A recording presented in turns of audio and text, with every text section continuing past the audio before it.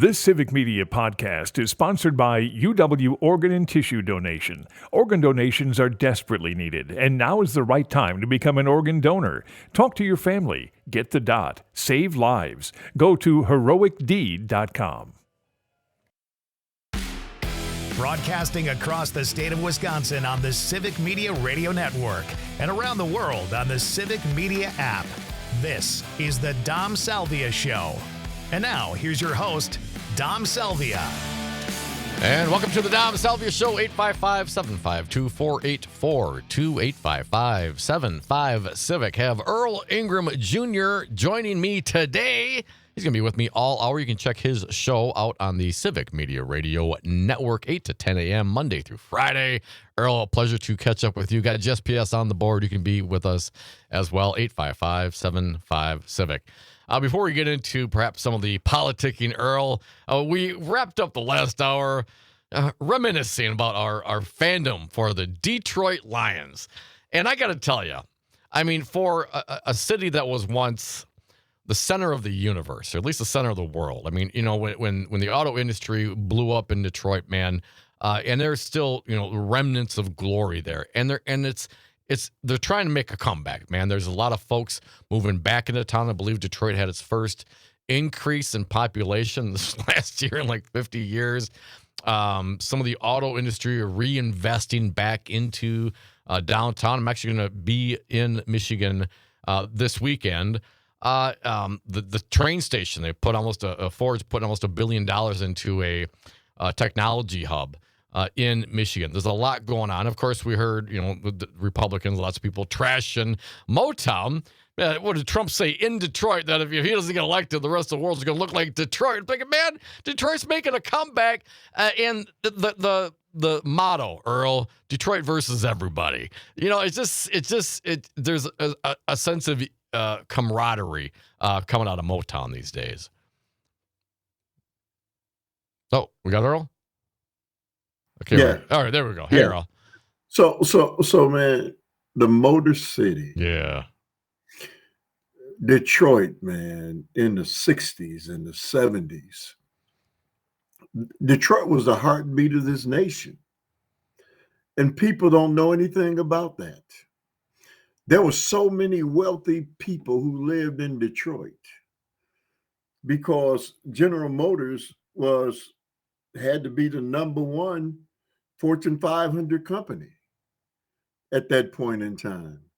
And people who couldn't read or write lived middle-class lifestyles, were able to live the American dream, to own fine homes and have new cars and send their kids to college.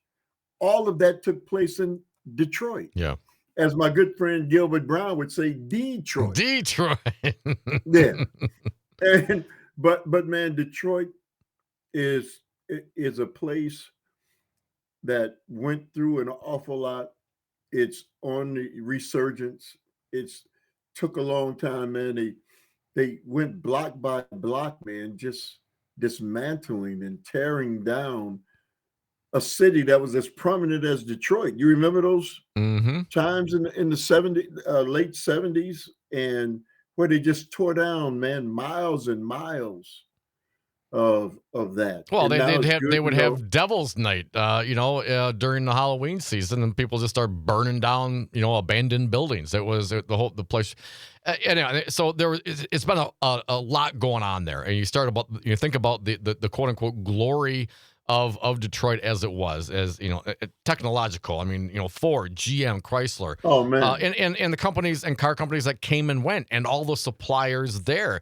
I mean, there is a reason why Motor City, Detroit, is still Motown. Now you got to look at Oakland County, Wayne County, Macomb County. A lot of that work has moved out to the counties. Right. It's trying to come back now. Of course, we got international auto companies there now as well. But it's one thing to go from it was glory. I mean, it was a robust, it was a booming city, and the way the cars were just rolling off the assembly line, it brought up, you know, African American workers from the South. Ford had a big part of that, and bringing people in, and then of course, you know, things went to hell. There was the race riots and in the late 60s and the civil rights movement. And there is still, even to this day, I think, there's certainly legacy hangovers from that time. Earl, I mean, my parents moved out back to here in Wisconsin in the early 70s. And it's not like they were even downtown, but I remember even as a kid growing up, everyone's like all concerned about the crime and everything going on in Detroit. And now you see this resurgence in business, in industry, in art, in reinvestments into the buildings, and then we have top it all off an excellent Detroit football team going to play the Packers at Ford Field this evening, 7:15 local time here in Wisconsin. And Earl, the Lions are favored by 3.5. How are you taking it, man? I'm Lions, man. Yeah. Lions all the way, baby. You talked about when you talk about Detroit, it's the fondness of it. I was in the auto industry for 34 years, and so here in Milwaukee, and so I know what Detroit was. And the thing I'd say to you about Detroit is Joe Biden and the Democrats deserve some credit because they start working on bringing some of those automobile jobs back to this country. I don't want people to forget that while they're talking about all the things that Trump is going to do and all of those different things. Joe Biden did some things, Dominic, that people won't really talk about until many years from now. And bringing back some of that auto industry. Who was it? Was it Donald Trump who initially, when Barack Obama said, I'm going to save the auto industry, it was Donald Trump who said, let it die. Yeah. You remember that? Yeah. Man, come on, man. And saving the auto industry, if I recall at the time, was controversial. But here is the deal. Those were loans, right? And you can't just let this entire industry fold like that. And they were loans, and they were paid back billions of dollars. And I'll contrast that with, Earl, what the trade war that Trump got into with China, which is as part of that war, they stopped buying ginseng and other items from our farmers here in Wisconsin. And what did Donald Trump do during election season? Well, he went to the pocket to billions of dollars, like $20 or $30 billion over a couple of years, and just gave it to the farmers. No loans, no payback, no nothing, no interest, just a handout to the farmers. And there's a difference. Dominic, the fact that we understand, we know those things occurred. There are many people who don't even know that happened. And yes, imagine had Barack Obama not bailed out the auto industry, right, had he done what Donald Trump said do, let him die, where we would be now. Yeah. But anyway, Detroit Lions. I'm sorry, Packer fans. Detroit Lions. Sorry, Packer fans. And I'm taking the line at 3.5. 855-752-4842. 855-75 Hanging out with our pal Earl Ingram just on the board as well. All right, let's do a little politicking, Earl. We haven't gotten there quite yet. And you and I haven't spoken a couple of weeks, so it's great to catch up, man. I always love talking to you. The Joe Biden pardon of Hunter. This thing, it's I've been struggling with it. I'm not a fan of it. And now, some of the headlines I'm seeing is that they're potentially talking about preemptive pardons for potential Donald Trump targets. Think Adam Schiff, Liz Cheney, Anthony Fauci, for example. And I don't know. It's one thing for Hunter to be pardoned. I mean, he actually had specific crimes he was convicted of. You know what I mean? And aside from the fact that Biden said he wouldn't do it and then he did it, that's problematic. But what did Adam Schiff do? What did Liz Cheney? What does Anthony Fauci do that would deserve not only a preemptive pardon, but any sort of prosecution by an incoming administration?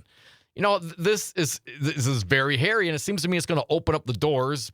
Not that Trump needs any permission. For him to start doing that. And everyone's going to be pardon wars. What's your sense, Earl, if I may, on the president's pardoning of his son? Dominic, I'm not saying it was the right thing to do. Um, they really wanted to. They were going to really do some horrible things to um, Hunter Biden under Trump and the Republicans in charge. They've been wanting to get at him. So President Biden could not leave his son at the mercy of the people that are coming in, because Hunter Biden did some things that he should pay a price for. You can't say to the American people who don't have money that if I catch you stealing a candy bar and we're going to call the police and the police are going to come and get you, we're going to lock you up, and then you're going to go to jail and you're going to go and you didn't pay this, so we're going to lock you up.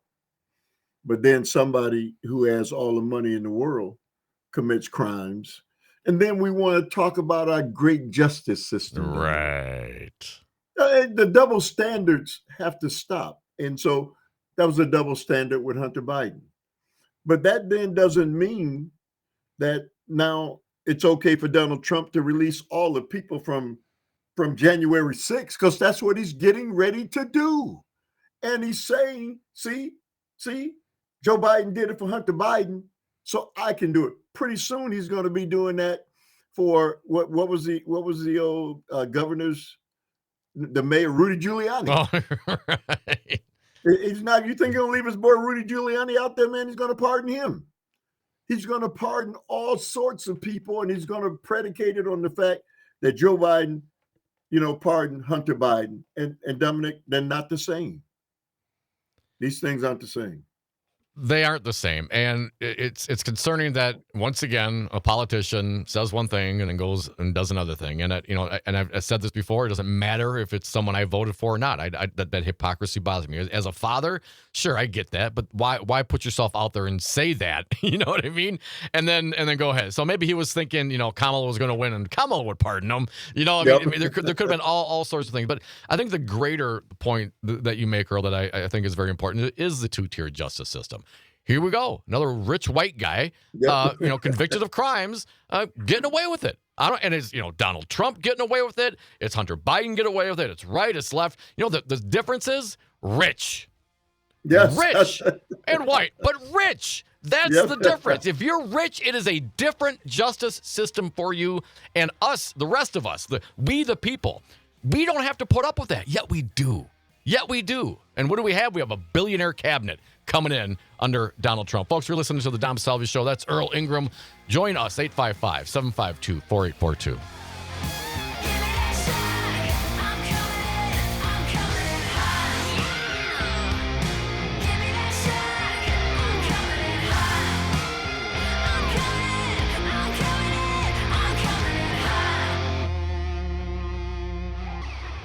You're listening to Civic Media. You can tune into any of our live shows on any radio station across the state with the Civic Media app. Find us in your phone's app store and listen anytime, anywhere.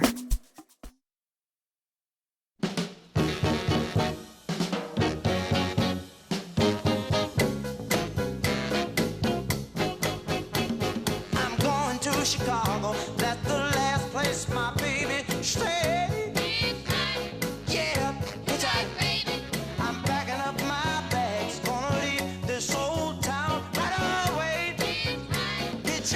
And welcome back to the Dom Salvia Show, 855-752-4842. Hanging out with Earl Ingram. Got Jess PS on the board and you on the lines and the texters, 855-75-CIVIC. Some folks on the Hunter Biden pardon, again, I totally understand that there are obviously lots of different angles to look at this, and you see what's coming in with Donald Trump. But, it's a big boy game, Earl. If you're gonna be president of the United States, that means you're putting yourself out there, and not just yourself, your family, everyone that goes along with that. That's part of the deal, And if you're gonna be, crack smoking, tax evading, there's a price to pay for that. As you mentioned, some poor kid, stealing a candy bar. if he's on probation for something else. I mean, think about anytime probation is violated, for something stupid, and they get thrown in. Maybe there was a serious offense at one point, but now you're on probation, you're on paper, and you do anything wrong. Well, now you're back in. But if you're wealthy, if you're connected, you don't have to worry about those things because you can get pardoned. Hell, Donald Trump pardoned Jared Kushner's father, right? Who's now going to be the ambassador to France, was just had their government blow up because they have a no confidence vote going on over there, part of our concerns about democracy. But another billionaire, Kushner, now he actually apparently did a couple of years, so he was pardoned after the fact, Earl. But the story on the things that he did, I believe it was tax evasion as part of it, but he also had a beef with his brother-in-law, and there was a thing going on. Then he set up a honeypot, had a hooker sleep with him, and caught it all on tape, and then sent the video to his sister. I mean, what kind of weird, twisted, what is going on? And this is now going to be our ambassador to France, and Donald Trump's like, well, this is Ivanka's father-in-law, so I'm going to give him a pardon because he's a billionaire buddy. I mean, it's like those shows back in the like Dallas, or some of those shows in the 70s and 80s. It is just obscene beyond belief. And now we're going to have a cabinet full of billionaires, and we're going to have maybe some sexual assaulting, drinking, partying members. So this Pete Hegseth guy, the Foxy guy, is on his last legs, apparently, if you believe the reporting, for head of Department of Defense. But what qualifies him or Kash Patel to run, the FBI in the first place, Earl? It's just, how do you feel that this administration is coming together, Earl? Dominic, there's several things. First off, if the American people don't understand that when you allow anybody, although we already know it's been that way, justice is for those who can afford it. It's always been that way. It will always be that way. And our nation needs to stop running around pointing his finger at other nations and talking about their shortcomings, because you don't have to look too far and too deep to find out the skeletons that are in the closet of our nation. This is before the entire world. The entire world sees this, and it's not like it used to be. They're looking at our nation and they're saying, how can you dare talk about our nation? You talk about a puppet government. The United States now is a puppet government. Those men and the people that Donald Trump has chosen, only somebody who would themselves be kind of deranged would they select the kind of people that he chose. Nobody else. Come on, man. He looked at these people and he knew. I'm sure when he looked at him and he said, yeah, I guess Matt Gaetz. Oh, yeah, that's the guy. That's my guy. Yeah, Robert F. Kennedy Jr. Yeah, that's Linda McMahon from the WWE. Yeah, we'll put her in charge of education. And so either he's insane, Donald Trump, or this shows his lack of character. Because he chose people.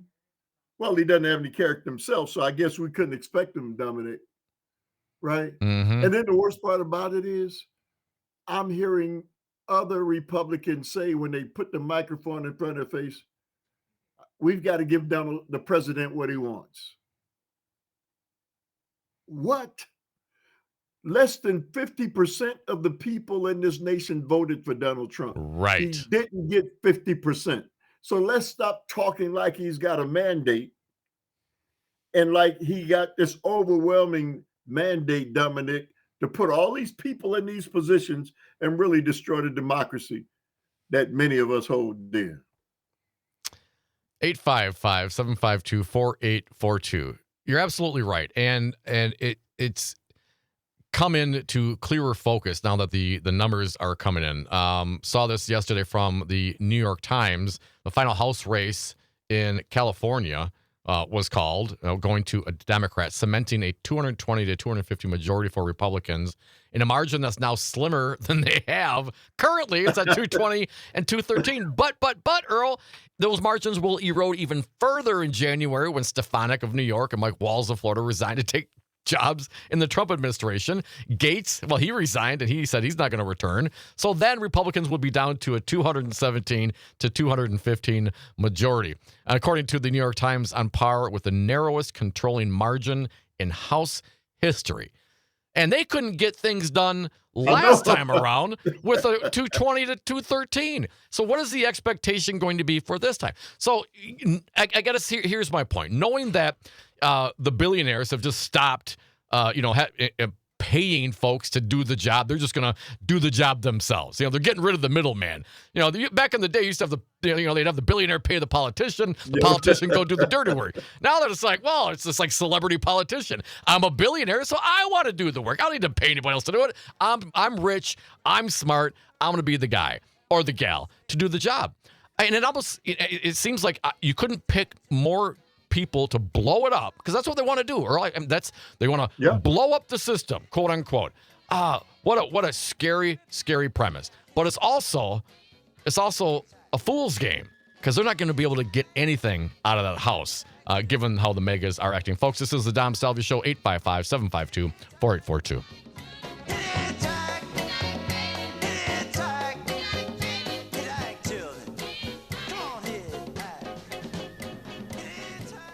You're an organ donor, right? Well, here's a tragic fact. Approximately 20 people die each day waiting for precious donated organs. You could make a life-saving decision simply by getting that important dot on your driver's license. That little dot shows those who need to know that you've made a decision to donate organs at a critical time. Go to heroicdeed.com to learn more about the importance of organ donation and how you can make your wishes known. Talk to your family. Get the dot. Save lives. heroicdeed.com.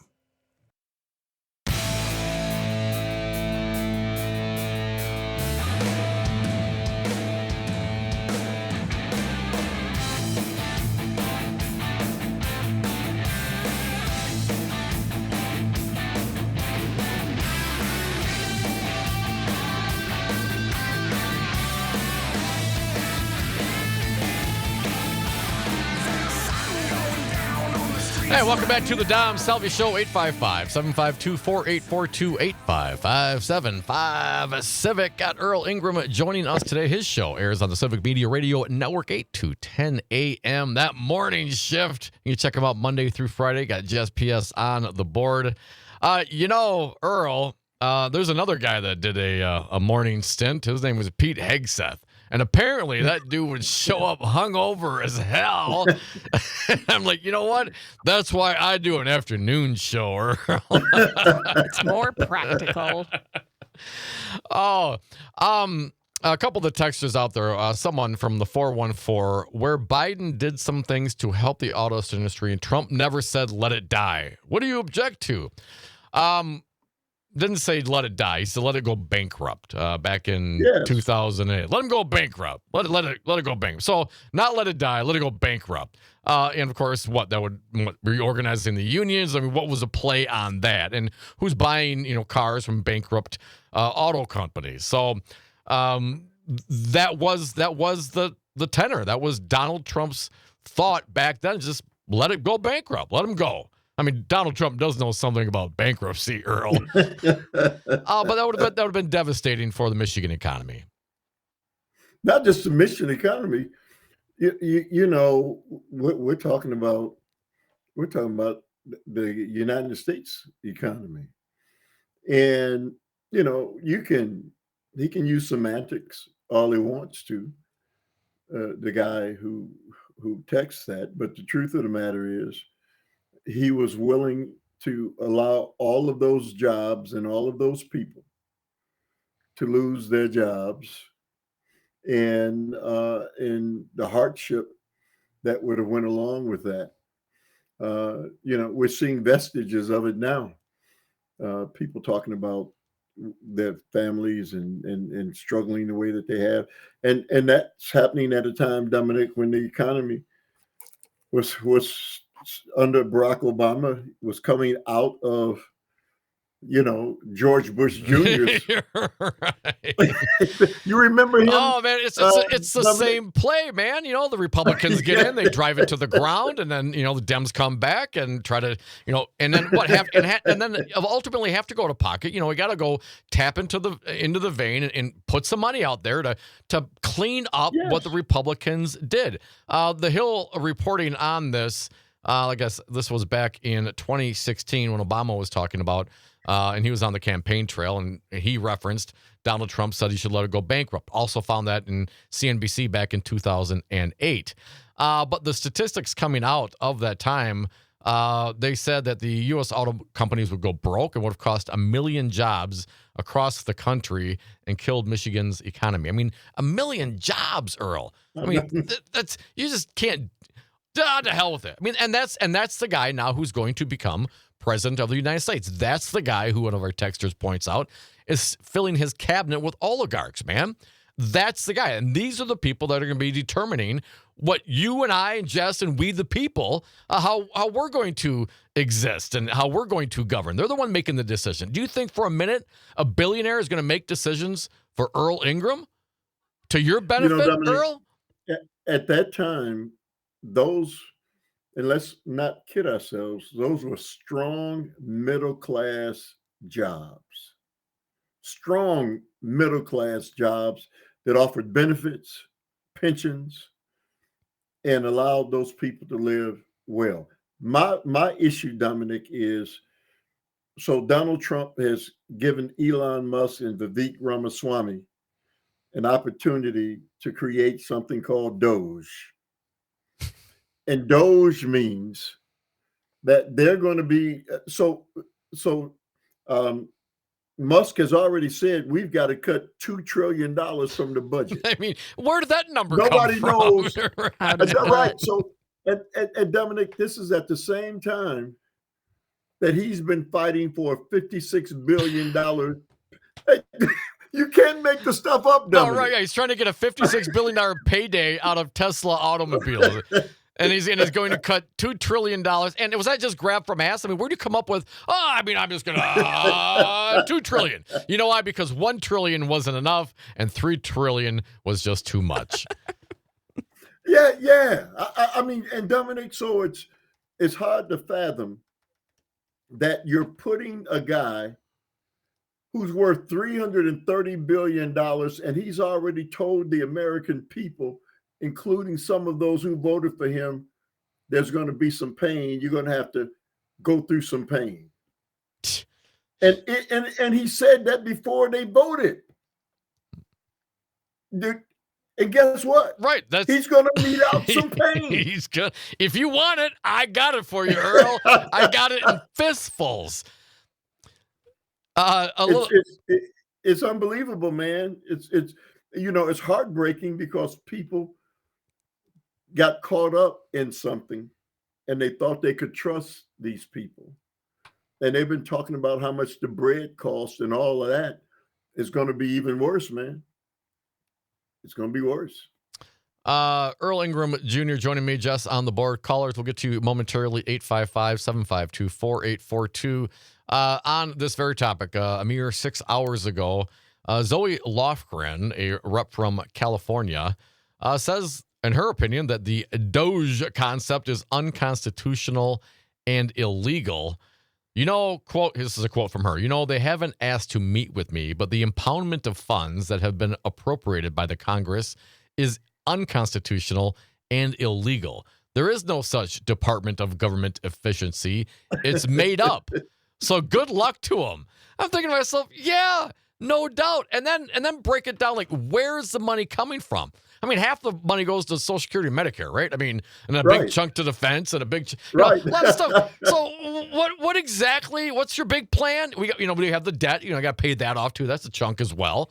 Where are you coming up with the concept, the numbers? You got a spreadsheet, man? You want to share? Food stamps. Food stamps. Yes. Yes. Food stamps. Fraction of a percent. Come on. It is just and so they're out there and people are buying it. Now, is there room for new efficiencies? Absolutely, man. No question about it, man.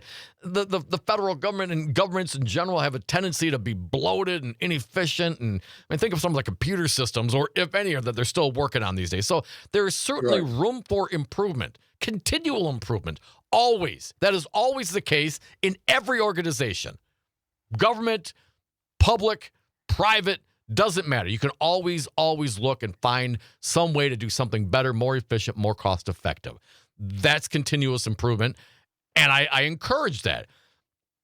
But you don't make something up and put a couple of billionaires in charge and just pull a number and say, "Oh, we're gonna cut it by trillions of dollars." Again, who controls the purse strings? Well, it's Congress. And if the Republicans got a 1-vote majority in Congress, I don't know if they're going to be able to do any of the things that they claim they want to do. So I get the big promises, but we've been promised things from Donald Trump before. Remember, Mexico's going to pay for the wall. Yep. These kinds of things. So I get the bluster. Same thing with the mass deportation. Okay, how does that work? And what does success look like? And who's going to do it? And what's it going to cost?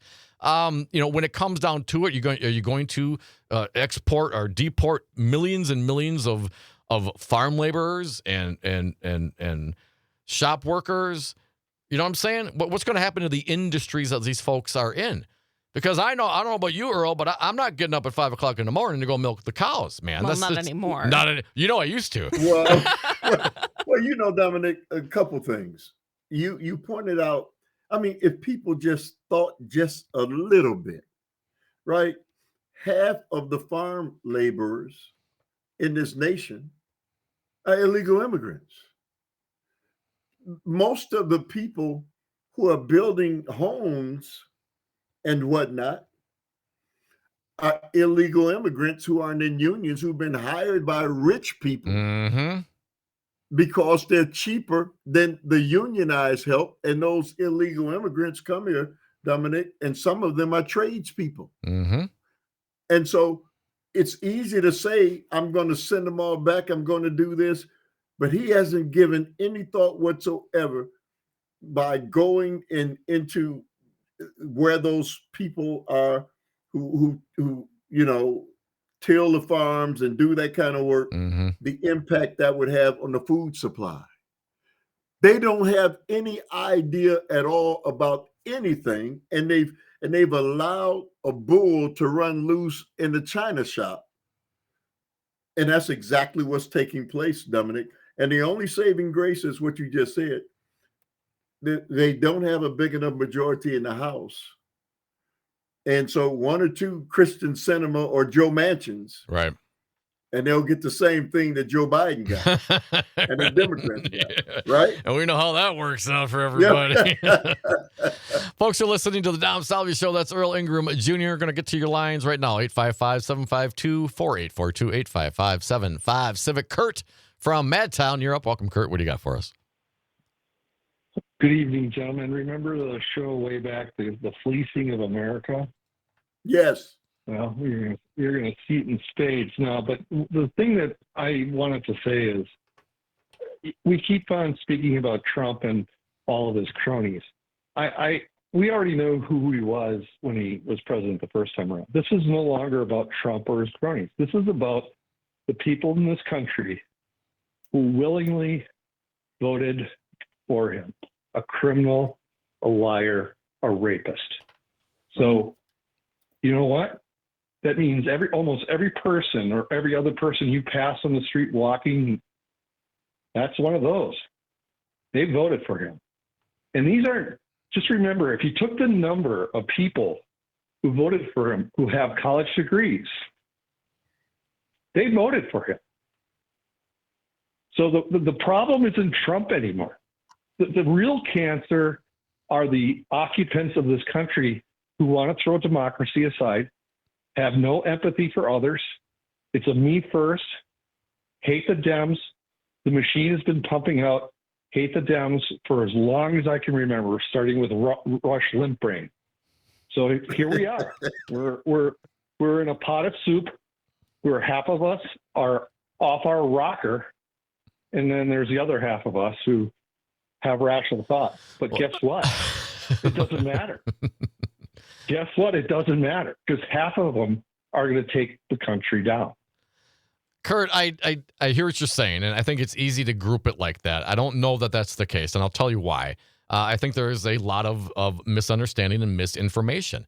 As we're just talking about here, if you just look at the practicality of here in the state of Wisconsin and the amount of undocumented labor on the farms, and a lot of these folks, and we talked to our buddy Hans a couple of weeks ago, a farmer, and he has, he has like 400 milking cows, and he's got like 10 or 12 people working for him, and everyone fills out their I-9, Earl, but you don't know if the I-9 is accurate or not, and they're there and they're doing the job. Because it's not going to be you, Earl, getting up at 5 o'clock to go milk the cows. It's not going to be me. Jess, you may have the energy to do it, but it's probably not going to be you. And so these are the folks that are getting up and doing that work. And as we mentioned, as you're talking about housing or construction in general, the meat packing places and the agriculture, going out. Who's going to be going out and picking the crops? It's not going to be Trump's grandson. You know what I'm saying? It's not going to be those kids. And so. The cycle, and these are the folks. A lot of these folks, Earl, voted for this, and I think there is a disconnect. I don't think, Kurt, that you can say that they're purposely trying to bring it down.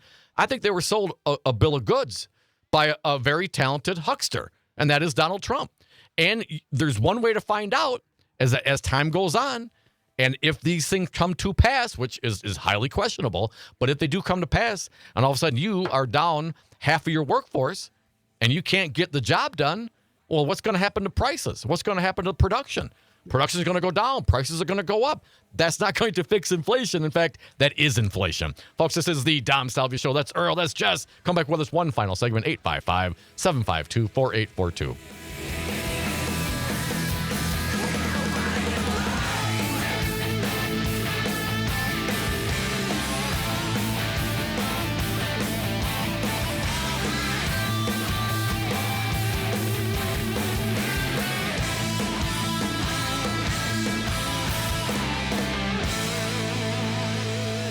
You're listening to Civic Media. Find the latest news, information, and archives of all your favorite shows on the Civic Media website, civicmedia.us.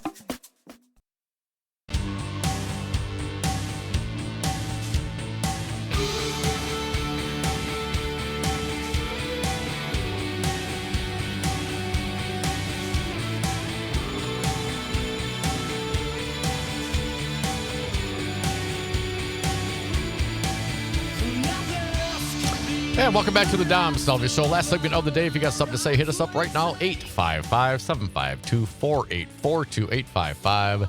855-75-CIVIC. Earl, a couple things I want to get to. Got some texters here as well. Let's see here. Llama from Madison. I thought farmers would defend their land to the grave against the government. Now they will let ICE raiding parties kidnap their workers. Sad.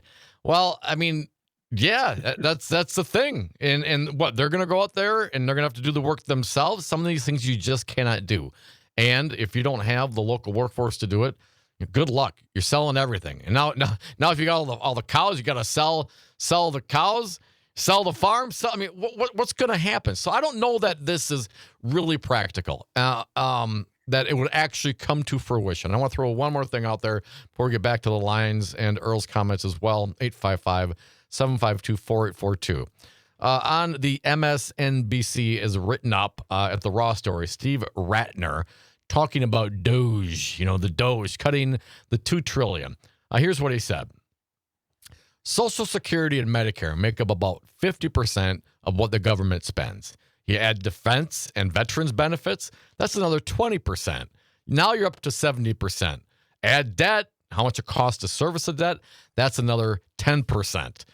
So even before they even start talking about cutting these so-called federal employees that are bankrupting us, the United States government has already spent 80% of its budget on Medicare, Medicaid, Social Security, vest, defense, interest on the debt.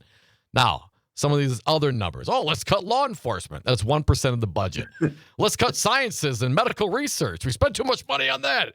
maybe saving another 1%. Transportation, those barrel projects are going to bankrupt us. That's 2%.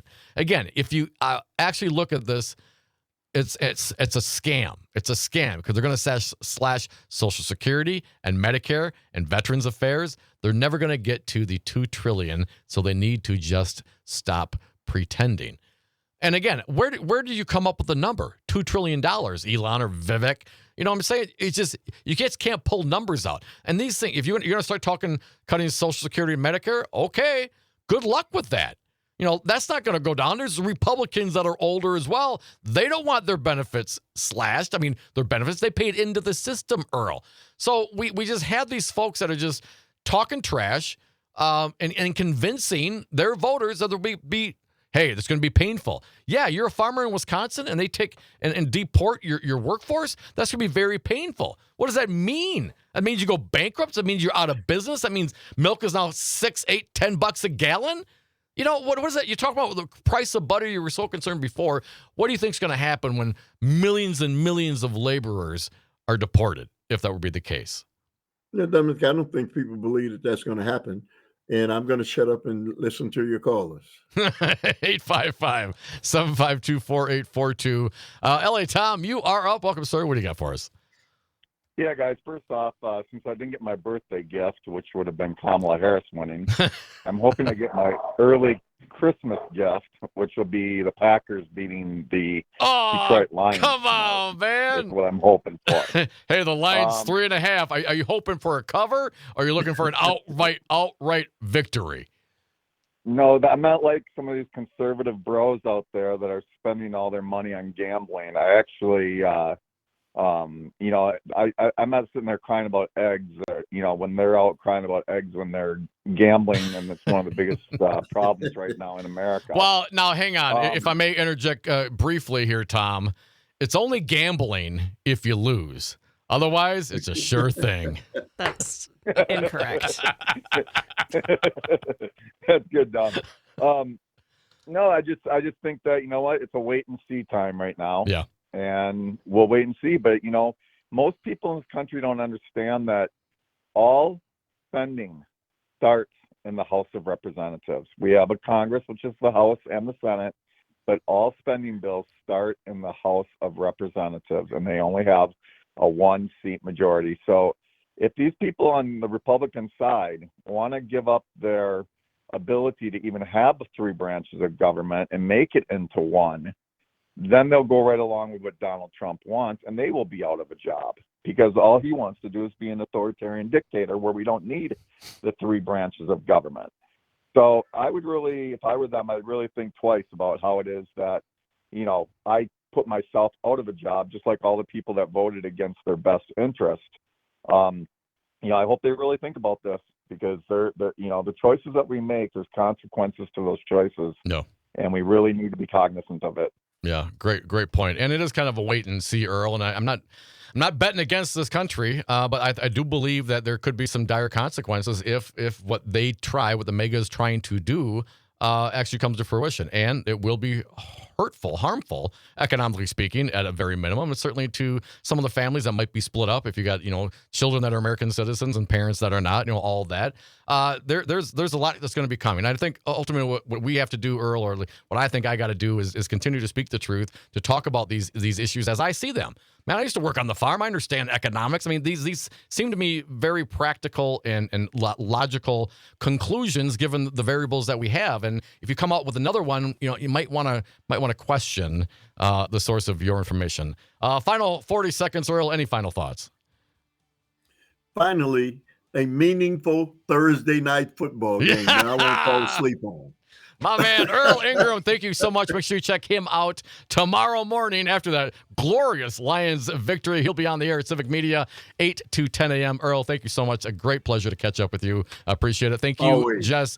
Folks, stick around. Pete Schwaba from The Nightlight is coming up next. I am going to Motown tomorrow. So Matt Rothschild will be filling in for me. So make sure you join him and Jess tomorrow. Have a great night, everybody.